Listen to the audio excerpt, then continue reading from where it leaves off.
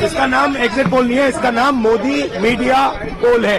ये मोदी जी का पोल है, फैंटेसी पोल है उनका। सर कितनी सीटें आ रही हैं आपके हिसाब से? सिद्धू मूसेवाला का सॉन्ग सुना आपने? 295। अभी कल एग्जिट पोल आए हैं, मेरे से लिखवा लो, सारे एग्जिट पोल फर्जी हैं, बिल्कुल फर्जी हैं। एक एग्जिट पोल वाले ने राजस्थान में टोटल 25 सीट है, उसमें 25 में से 33 दे दिए उन्होंने बीजेपी को। ऊपर से आया होगा भाई बीजेपी को ज्यादा देने हैं, तो उसने कहा मोदी जी क्या याद रखोगे आप भी, आपको 25 में से 33 दे दिए।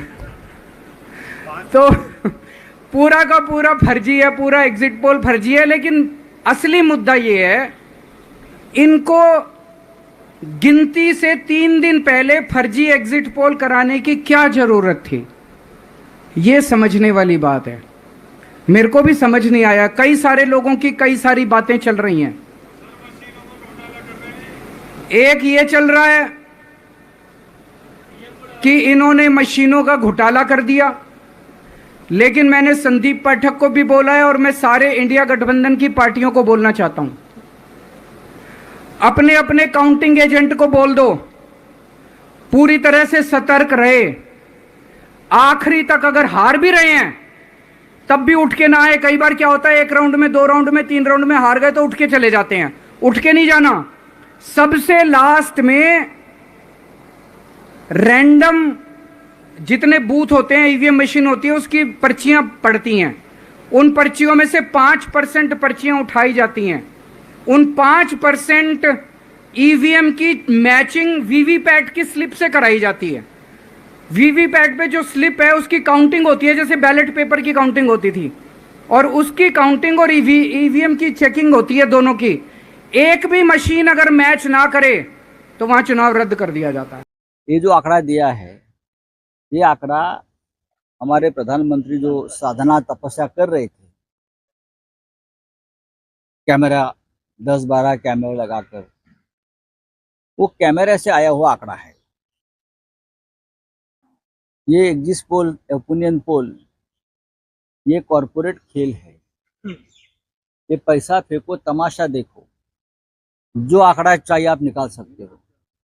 अगर कल हम सत्ता में होंगे और हमारे पास अमर्याद पैसा होगा तो हमें जो आंकड़ा चाहिए वो एग्जिट पोल के माध्यम से हम निकाल सकते। ये मटका है, समझा ना?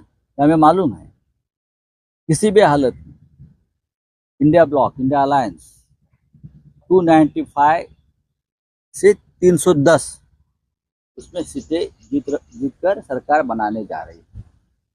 इंडिया आघाड़ी सरकार बनाएगी। ये डर है। ये जो आंकड़े आते हैं ना 10, 15, 20 एग्जिट पोल की कंपनी से, ये खेल है, धंधा है भाई। ये क्या एनजीओ चला रहे हैं क्या?